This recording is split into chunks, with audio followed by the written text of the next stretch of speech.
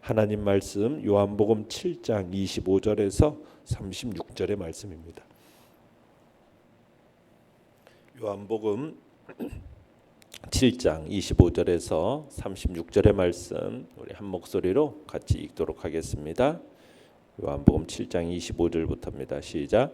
예루살렘 사람 중에서 어떤 사람이 말하되 이는 그들이 죽이고자 하는 사람이 아니냐. 보라, 드러나게 말하되 그들이 아무 말도 아니하는도다. 당국자들은 이 사람을 참으로 그리스도인 줄 알았는가. 그러나 우리는 이 사람이 어디서 왔는지 아노라. 그리스도께서 오실 때에는 어디서 오시는지 아는 자가 없으리라 하는지라. 예수께서 성전에서 가르치시며 외쳐 이르시되 너희가 나를 알고 내가 어디서 온 것도 알거니와 내가 스스로 온 것이 아니니라. 나를 보내신 이는 참되시니 너희는 그를 알지 못하나 나는 아노니 이는 내가 그에게서 났고 그가 나를 보내셨음이라 하시니 그들이 예수를 잡고자 하나 손을 대는 자가 없으니 이는 그의 때가 아직 이르지 아니하였음이로라. 무리 중에 많은 사람이 예수를 믿고 말하되 그리스도께서 오실지라도 그 행하실 표적이 이 사람이 행한 것보다 더 많으랴 하니 예수에 대하여 무리가 수군거리는 것이 바리새인들에게 들린지라. 대제사장들과 바리새인들이 그를 잡으려고 아랫사람들을 보내니 예수께서 이르시되 내가 너희와 함께 조금 더 있다가 나를 보내신 이에게로 돌아가겠노라. 너희가 나를 찾아도 만나지 못할 터이요 나 있는 곳에 오지도 못하리라 하시니 이에 유대인들이 서로 묻되 이 사람이 어디로 가기에 우리가 그를 만나지 못하리요. 헬라인 중에 흩어져 사는 자들에게로 가서 헬라인을 가르칠 터인가. 나를 찾아도 만나지 못할 터이요 나 있는 곳에 오지도 못하리라 한 이 말이 무슨 말이냐 하니라. 아멘. 오늘 말씀의 제목은 어디로 와서 어디로 가는가라는 제목으로 말씀을 나눕니다. 본문 25절, 26절 보시면은 예루살렘 사람들 중에서 이제 어떤 사람이 말을 합니다. 어떤 사람은 누구냐면 사내들인 당국자들 중에 한 사람입니다. 그들이 죽이고자 했던 예수님을 알아봤어요. 그런데 어찌된 영문인지 예수님께서 성전에서 버젓이 가르치고 계시는 겁니다. 그런데도 당국자들이 예수님을 체포하지 않는 거예요. 그래서 예루살렘 사람들은 당국자들이 예수님을 빨리 체포하지 않고 이렇게 방관하고 있는 것에 대해서 당국자들도 예수를 그리스도로 알고 있는가라고 하면서 불만을 제기하는 겁니다. 자, 그런데 30절을 보시면요. 30절을 보시면은 유대 당국자들이 예수님을 잡고다 시도하는 모습이 보여집니다. 그런데 예수님께 손을 대지를 못해요. 자, 이 과정을 보면은 약간 의아스러운 점이 있죠. 분명히 사내들인 당국자들은 우리가 11절에서도 보았듯이 예수님이 예루살렘에 나타나기만을 정말 눈에 불을 켜고 기다리고 있었어요. 그래서 그들은 예수님을 보는 즉시 체포해서 죽이고자 했단 말이에요. 그런 만반의 계획을 다 세워두고 있었어요. 그런데 이상하게도 예수님이 막상 예루살렘에 나타나시고 더구나 성전에서 공개적으로 가르치고 계신데도 불구하고 이 당국자들이 예수님을 체포하지를 않았다는 얘기예요. 아니 사실은 체포하지 않은 게 아니라 체포하지 못했던 겁니다. 물론 당국자들이 예수님을 보고서도 체포하지 않은 것은 갑자기 뭐 예수님에 대한 그들의 생각이 뭐 바뀌었다든지 아니면 마음이 너그러워져서 그런 게 아니에요. 하나님이 그 순간 개입하셨기 때문에 잡지 못한 겁니다. 30절을 우리 한번 읽어봅시다. 30절 시작. 그들이 예수를 잡고자 하나 손을 대는 자가 없으니 이는 그의 때가 아직 이르지 아니하였음이로라. 그러니까 30절에 딱 보시면 예루살렘들이 직접 손을 대서 예수님을 체포하려고 했어요. 그런데 할 수 없었다라는 거예요. 이유가 뭐라고요? 그 이유를 그것은 그의 때가 아직 이르지 않았기 때문이다. 그의 때가 무슨 때입니까? 예수님께서 십자가의 순환을 당하시고 죽으시도록 하나님이 작정하신 그때가 아직 이르지 않았기 때문이라는 거죠. 만약 지금 예수님께서 체포되어 죽으시면은 하나님의 계획이 무산되는 겁니다. 그래서 하나님께서 이 순간에 직접적으로 개입하셔서 악한 자들의 그 행동을 제지시키고 계심을 우리가 볼 수 있는 겁니다. 자, 예루살렘 사람들이 지금 유대 당국자들이 예수님을 체포하지 않으니까 우리가 앞에서 봤듯이 25절에 보듯이 당국자들이 이 사람을 진짜 그리스도인 줄로 알았는가? 이렇게 불만을 제기하잖아요. 그리고는 27절에서 이제 이야기를 하는 겁니다. 27절 한번 읽어보죠. 시작. 그러나 우리는 이 사람이 어디서 왔는지 아노라. 그리스도께서 오실 때에는 어디서 오시는지 아는 자가 없으리라고 하는지라고 이렇게 말을 해요. 무슨 얘기입니까? 예수님이 그리스도일 리가 없다라는 어떤 확신의 표현입니다. 그러니까 유대인들은 어떤 생각을 가지고 있었냐면 그리스도의 출현과 관련해서 민간에 유행하던 그런 하나의 생각이 있었습니다. 어떤 생각이냐면 우리가 다니엘서에 보면은 구름을 타고 오는 그런 인자에 대한 얘기가 나오지 않습니까? 그러니까 이 민간에는 어떤 이 생각들이 이렇게 흐르고 있었느냐면 그리스도가 어디서 오시는지 아무도 모를 거라는 거예요. 호련히 구름 타고 출현할 거다 이렇게 믿고 있었다는 얘기입니다.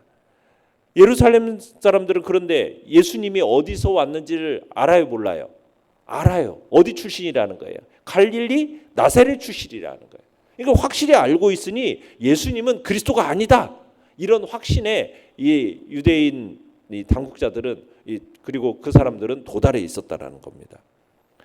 자, 내용관찰 문제 1번을 보시면 유대인들은 그리스도는 그 출신을 알 수 없게 호련히 나타날 것이라고 믿고 예수님이 어디로부터 왔는지 안다라고 생각했습니다. 자, 그에 대해서 예수님께서는 자신이 어디로부터 오셨다라고 말씀하십니까?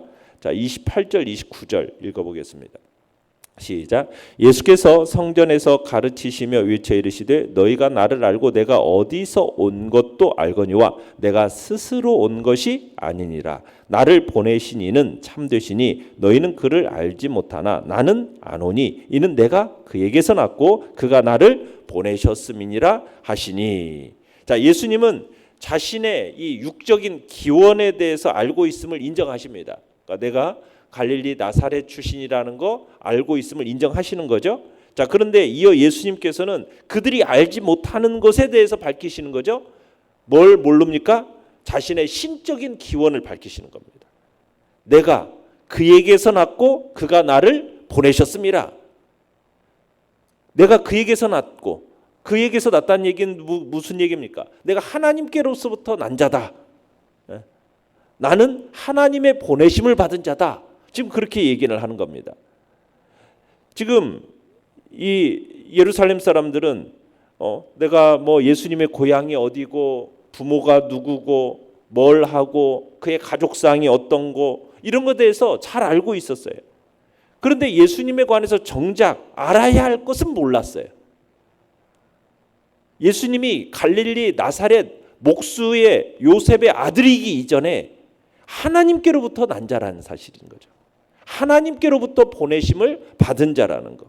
이 사실에 대해서는 전혀 모르고 있었다는 얘기입니다. 자, 이 유대인의 명절, 이 초막절을 맞아서 지금 예루살렘에 모여든 많은 무리들 중에 예수님을 믿고서 이렇게 얘기하는 사람들이 있습니다. 31절을 보시면 이렇게 얘기하죠. 31절 시작. 무리 중 많은 사람이 예수를 믿고 말하되 그리스도께서 오실지라도 그 행하실 표적이 이 사람이 행한 것보다 더 많으랴 하니. 자, 여기서 우리가 한 가지 분명히 알 수 있는 사실은 뭐냐면 예수님께서는 이미 당신을 그리스도로 나타내 보일 만한 충분한 표적을 행하셨다라는 거예요. 알 수 있는 충분한 표적을 예수님은 행하셨어요. 그러니까 예수님에 대해서 어떤 눈에 색안경만 쓰지 않고 그 행하신 봤다면, 그러면은 색안경을 딱 벗고 예수님을 본다면 뭘 알 수 있다라는 거예요. 예수님의 행하신 그 표적을 통해서 믿음으로 안내될 만큼 예수님은 그만큼 충분히 많은 표적을 나타내 보이셨다라는 겁니다. 그런데 색안경을 쓰고 보니까 그리스도로 보지 못하는 거예요. 육신적으로 갈릴리 나사렛 출신이요, 목수 요셉의 아들이요, 그 형제들도 우리가 다 아는데 지가 무슨 그리스도냐, 이렇게 이제 색안경으로 보니까 결코 예수님을 그리스도로 인정하지를 못하는 거죠. 자, 무리들이 예수님에 대해서 막 호의적인 반응을 보이면서 막 수근거리니까 이것을 눈치챈 대제사장들과 바리새인들이 어떤 행동을 취했습니까? 32절 읽어봅니다. 32절 시작. 예수에 대하여 무리가 수군거리는 것이 바리새인들에게 들린지라 대제사장들과 바리새인들이 그를 잡으려고 아랫사람들을 보내니. 자, 아랫사람들을 보내서 예수님을 뭐 하려고 그러겠어요? 체포하려고 하는 거죠. 가족들을 보낸 겁니다. 자, 내용관찰 문제 2번을 보시겠습니다. 자, 예수님께서는 어디서부터 왔는가에서 그치지 않고 어디로 갈 것인가까지 이야기하십니다. 예수님께서는 이후에 어디로 가시겠다라고 말씀하십니까? 33절을 읽어보겠습니다. 시작. 예수께서 이르시되 내가 너희와 함께 조금 더 있다가 나를 보내신 이에게로 돌아가겠노라. 자, 예수님께서 자신을 체포하러 온 사람들에게 이렇게 얘기하는 거죠. 내가 너희와 조금 함께 있다가 나를 보내신 이에게로 내가 돌아가겠다, 이렇게 말씀을 하시는 거예요. 그러니까 이게 무슨 얘기예요? 자, 예수님은 어디에로부터 오신 분이라는 거예요? 하나님께로부터, 하나님 아버지께로부터 오신 분으로서 다시 하나님 아버지께로 돌아갈 것을 말씀하시는 거죠. 근데 이 말을 당시 청중들은 이해해요, 못해요? 이해하지 못해요. 그런데 예수님은 신적인 전지성을 가지고 계신 분으로서 앞으로 전개될 일을 다 아시고 계시는 거죠. 자신의 승천을 지금 예언하고 계시는 거예요. 예수님께서는 지금 이제 자신이 지상에서의 이제 삶이 마지막이 가까웠다라는 사실을 아셨습니다. 그래서 이렇게 말씀하시는 거예요. 이제 지금 이 시점은요, 예수님께서 공생애의 마지막 이제 6월절까지 불과 6개월 정도 남겨둔 그런 시점의 이야기입니다. 그러니까 잠깐 있으면 이제 예수님께서 실체, 육체를 입은 몸으로 이제 잠깐 같이 하겠다. 이제 얼마 남지 않았다는 거예요. 6개월 정도밖에 같이 할 수가 없는 겁니다. 그러니까 예수님의 이 말씀은 무슨 얘기냐면 너희가 지금 나를 잡으러 왔지만 지금은 나를 체포할 수 없다는 얘기예요. 예수님이 지금 뭐 자신이 체포되지 않을 것을 아셨고 지금 어떻게 보면 그걸 당당하게 밝히신 거죠. 근데 어떻게 예수님은 자신을 체포로 온 사람들이 눈앞에 서 있는데도 불구하고 이렇게까지 말씀할 수 있었던 이유는 뭡니까? 지금 체포되는 것이 하나님의 뜻이 아니라는 것을 예수님은 확신하셨기 때문에 지금 그렇게 말씀하실 수 있었던 거죠.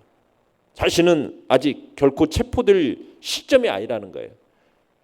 체포돼서 십자가에 죽을 것을 예수님은 아셨지만 아직 작정하신 때가 이르지 않았다라는 것을 주님은 아셨기 때문에 뭐라고 얘기해요? 잠깐 내가 너희들과 함께 있다가 내가 돌아갈 거다. 그 때를 이제 주님은 얘기하고 계시는 겁니다. 연구와 묵상 문제 3번입니다. 유대인들은 예수님께서 참으로 어디로부터 오신 분인지 알고 있었습니까? 그들이 예수님을 만나지 못하고 그 가실 곳으로 가지도 못한다는 말은 무슨 뜻이라고 생각합니까? 자, 예수님께서 어디로부터 오신 분인지 유대인들이 알았을까요? 몰랐을까요? 몰랐죠. 자, 우리 33절, 34절을 다시 한번 읽어보겠습니다. 시작. 내가 너희와 함께 조금 더 있다가 나를 보내신 이에게로 돌아가겠노라. 너희가 나를 찾아도 만나지 못할 터이요. 나 있는 곳에 오지도 못하리라. 자, 사람들이 스스로는 하나님께로 가는 길을 찾을 수 없다라는 얘기입니다. 스스로는 하나님께로 가는 길을 찾을 수가 없어요. 인간이 스스로 하나님을 찾을 수 없다라는 거. 이것은 뭐냐면은 누군가가 인도자가 필요하다는 얘기죠. 그러니까 인간이 스스로 하나님을 찾을 수 없는데 그러면 어떻게 하면 우리가 하나님을 알 수 있고 어떻게 하면 하나님께 이를 수 있는가? 인도자가 있어야 돼요. 인도해 주는 자가 있어야 돼요. 그런데 인간 중에는 누가 그 조건을 갖춘 사람이 있느냐는 거예요. 하나님께로 인도할 수 있는 사람이 있느냐는 거예요. 하나님께로 인도해 줄 수 있는 사람이 갖출 수 있는 한 가지 조건을 갖춰야 된다면 그건 뭐냐면 하나님께로부터 나셔서 하나님께로 다시 가실 수 있는 분, 가신 분, 하나님께로부터 와서 하나님께로 간 분만이 인도할 수가 있는 거죠. 하나님께로 나서 하나님께로 가신 분, 그분만이 그 길을 정확히 알고 있는 것이고 인도해 줄 수 있는 거라는 거예요. 그분이 누구냐 하는 거예요. 그분은 유일하신 하나님의 독생자 예수 그리스도, 그분밖에 없는 거죠. 그분만이 우리에게 하나님 아버지를 계시해 주시는 분이고 우리를 하나님께로 인도해 줄 수 있는 유일한 분이심을 우리에게 이야기하고 있는 겁니다. 자, 이렇게 예수님이 말씀을 하니까 이 유대인들이 뭐라고 얘기합니까? 35절 36절 읽어보겠습니다. 시작. 이에 유대인들이 서로 묻되 이 사람이 어디로 가기에 우리가 그를 만나지 못하리요? 헬라인 중에 흩어져 사는 자들에게로 가서 헬라인을 가르칠 터인가? 나를 찾아도 만나지 못할 터이요? 나 있는 곳에 오지도 못하리라 한 이 말이 무슨 말이냐 하니라.